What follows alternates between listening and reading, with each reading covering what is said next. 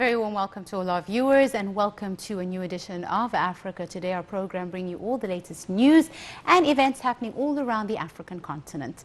My name is Angie Meher and I'll be joining you for today's episode. And as usual, we start straight away with a look at the news making the headlines, and we move to the latest developments with regards to Djibouti, where Cairo said there is political will to reach a binding deal on the Ethiopian dam. This statement was made during a visit by the Djibouti President Ismail Omar Guelleh to Cairo on Sunday and Monday. We have more details in this story. Cairo said there is will to reach a GERD deal within an appropriate time frame in a manner that enhances regional security and stability based on the rules of law and the decisions of the Security Council. During a meeting with visiting Djibouti President Ismail Omar Guelleh in Cairo, El-Sisi said there is political will to reach a legally binding agreement on the rules for filling and operating the Grand Ethiopian Renaissance Dam, GERD. At a joint press conference with Guelleh at Cairo's El Ittihadiyya Palace, following their meeting on Monday, El-Sisi said he appreciates very much his recent visit to Djibouti, noting that Guelleh's current visit is a continuation of their coordination on all levels. El-Sisi said he discussed with the Djiboutian president the latest developments in the GERD file and other regional issues. Rounds of African Union-sponsored talks to resolve the decade-long dispute between Cairo, Addis Ababa and Khartoum collapsed in April. In September last year, the UN Security Council adopted a draft presidential statement calling on the three countries to resume negotiations under the auspices of the AU. Various attempts to revive the talks, whether through the African Union or the U.S. envoy to the African Horn, have failed, but the three countries have expressed willingness to resume the talks under the AU. Cairo and Khartoum have been negotiating with Addis Ababa for 10 years now to reach a legally binding agreement that regulates the rules for filling and operating the dam, a proposal that has been repeatedly turned down by Ethiopia. Establishing security in Horn of Africa, Red Sea, during Monday's presser, El-Sisi said the regional situation in the Horn of Africa was prioritized in his discussions with Guelleh in light of the epicenters of tensions this area contains. El-Sisi said he and Guelleh also highlighted the responsibility the riparian countries shoulder to formulate all policies related to this vital waterway from an integrated perspective that takes into consideration the developmental, economic and security aspects.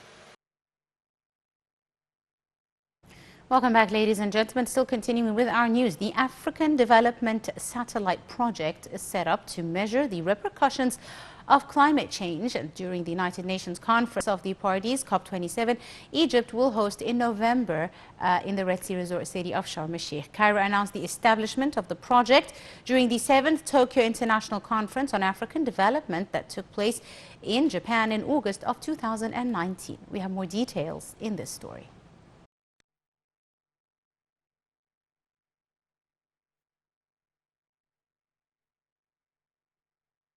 Egypt's Ministry of Higher Education and Scientific Research said Egypt is well prepared to provide training and technical support to scientific teams from the African countries involved in the African Development Satellite Project.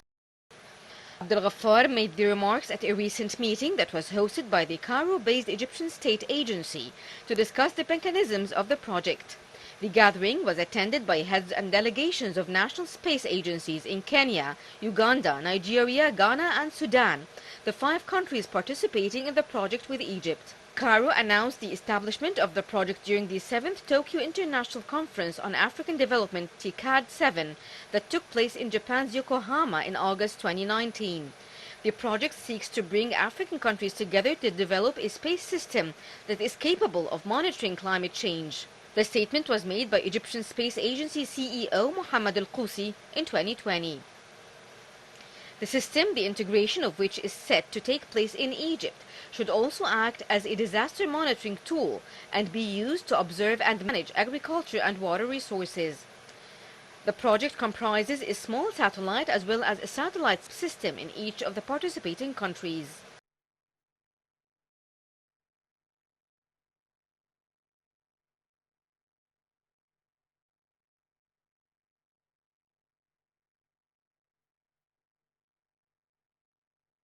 Welcome back, ladies and gentlemen, and we're now delighted to be joined this afternoon in the studio by our guest, Engineer Mayor Wael, the satellite propulsion engineer. Engineer Mayor, thank you so much for coming this afternoon. Thank you, Angie, for the amazing introduction and for being you. with you today. Thank you so much for joining us, Mayor. Right, first and foremost, I want you to tell us about the African Development Satellite Project. Very exciting and very new. Field for Egypt. Yes, definitely. Let's first give a brief about the space agency. Yes. Actually, the Egyptian Space Agency is a public economic authority, and it has established in 2019 with a legal personality and affiliated with the President of the Arab Republic of Egypt.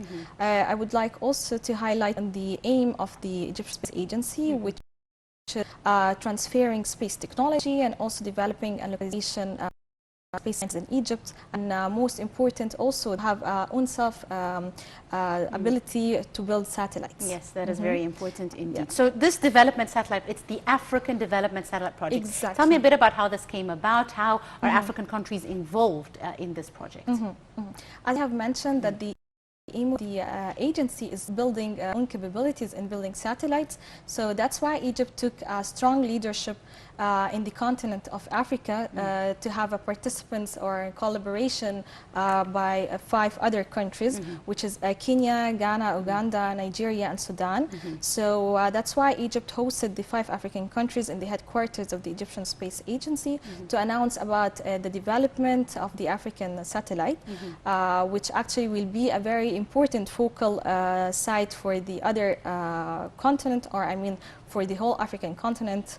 It will also be aiming for 2 main primary segments, which is the ground segment and the space segment.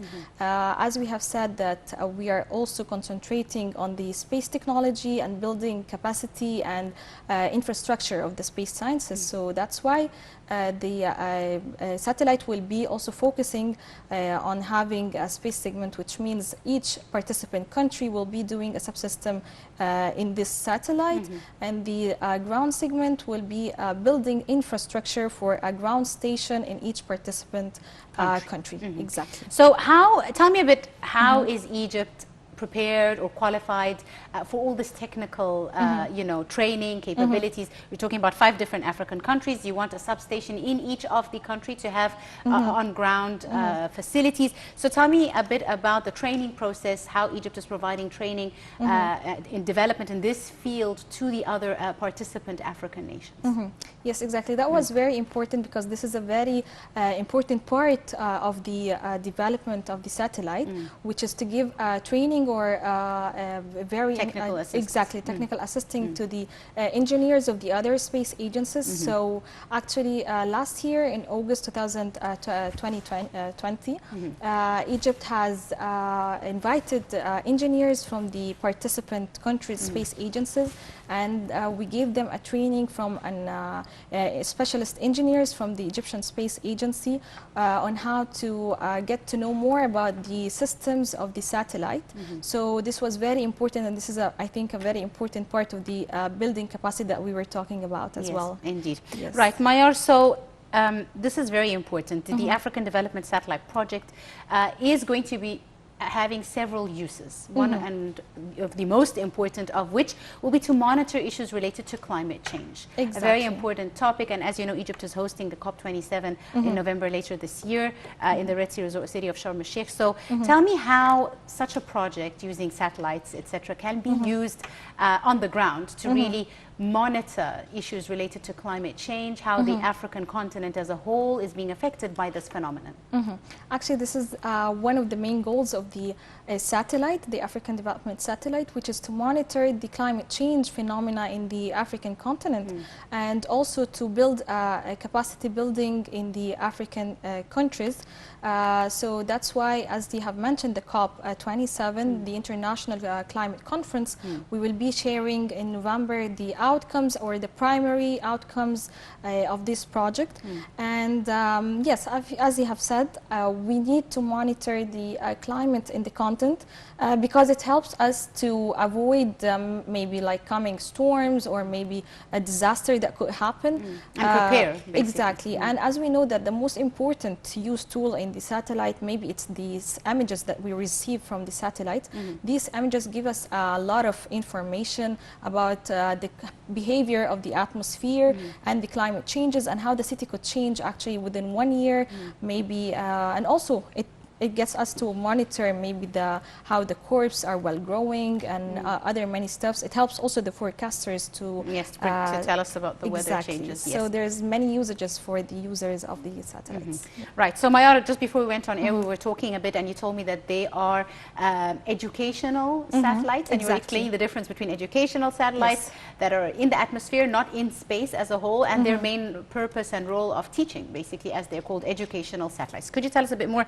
You said they are African educational satellites that are being dispatched and they're being used to help in the training of personnel. Could you tell us a bit more about these? Yeah, sure. So actually the Egyptian Space Agency is concentrating to make a space awareness in the continent. So that's why we have initiated the idea of educational space satellites, which means that it's not going to be flying to the space. It's only will be operating inside the atmosphere, which that means that the components is not flight-proven components. It's just a normal hardware components that could demonstrate a real satellite system. So we just had a Space Keys. It's called a Space Keys platform. It's an educational platform. We usually distribute it for the students of the universities, and also we plan to have distributing 5 of these platforms to the 5 participant countries that will be collaborating with us in the African Development Satellite. So it gives them a hands-on experience, not only practical, but also it gives them a theoretical educational maybe training, because we have a curriculum that it will be provided to them to give them more aspects about how the concept of the design of the satellite. Also, it gives them experience in the mechanical design, the power design, communication, and other subsystems included in the satellite. So it's a very good opportunity actually to get easily introduced to the satellite systems.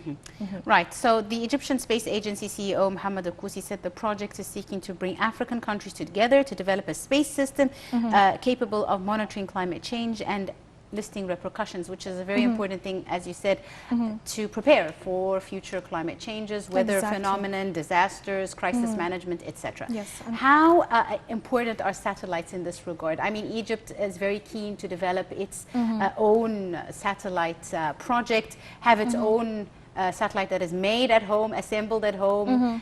How important is this for this regard, in your opinion, Maya? Yeah, actually, let me highlight on that Egypt is one of the countries, and other African countries are part of China's Road and Belt Initiative. So actually, Egypt thought about serving the African continent by doing such an important satellite to serve the African continent, as well as it will be also beneficial for the whole area. Also, we have in the Space City the Assembly and Integrating and Testing Center. This center will be used to assemble and integrate and test the African Development Satellite. So this is actually will be a very important step for us and for the other countries to have such an experience. As they say, knowledge is power. Exactly. So this is going to be really this is the a main game changer. Yes, exactly. a game changer, very important. Final question, if I may, Mayar. You were saying that there will be a session at the COP27 that will be held in Egypt later on in November to demonstrate the findings of this project. Could you tell us a bit about what this entails? Yeah, actually we thought about maybe demonstrating and or outreaching the results of the African Development Satellite in the COP27, the International Climate Conference. So we are overwhelming to do this actually, and we hope to let others know more about the development satellite. And also it came with a very good coincidence of that Egypt will be also hosting the African headquarters in the Space City, which will be a very important focal point between Africa and Europe and other non-African countries, which will also focus on capacity building for the African countries. Right, that is very, very interesting indeed. I'm afraid we've run out of time pretty quickly. I'd like to thank you very, very much, Engineer Humayun, our satellite propulsion engineer and our guest. Thank you so much for coming in. Thank you for your time. For your insight. Thank you so much. Thank you so and much. just before we wrap up today's edition of Africa Today, we have a final story related to the coronavirus pandemic, and scientists in South Africa have made a copy of the Moderna COVID vaccine, a move which they say could help boost vaccination rates across the African continent. We have more details in this story. The African continent currently has the lowest uptake of COVID shots in the world. The company behind the new vaccine, Afrigen Biologics, says it hopes to start clinical trials in November of the vaccine. Moderna previously said it would not enforce the patents on its vaccine, allowing scientists in Cape Town to make their own version of it. The researchers were backed by the World Health Organization. Petro Terblanche, director of Afrigen Biologics, said they were starting small but had ambitions to scale up quickly. She said this is part of a global initiative to build capacity and capability in low and middle income countries to become self-sufficient. The shot being copied is a messenger RNA vaccine made by US firm Moderna. Pfizer-BioNTech also made its vaccine using the same technology. They were some of the first COVID vaccines to be authorized for use around the world. This type of vaccine teaches cells how to make a protein that will trigger an immune response inside our bodies rather than putting a weakened or inactivated germ into the body. The company's chief scientist called the achievement really significant. Many of Africa's countries have fully vaccinated less than 10% of their populations, compared to 60% in North America, 63% in Europe, and 61% across Asia. Despite having one of the best rates in the continent, South Africa has only vaccinated 27% of its people.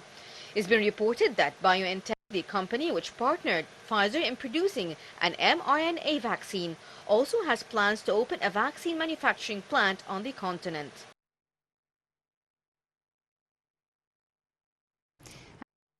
Item, we wrap up today's edition of Africa Today. We do hope you have enjoyed it. You're in the company of myself, Angie Meher. Many thanks for watching.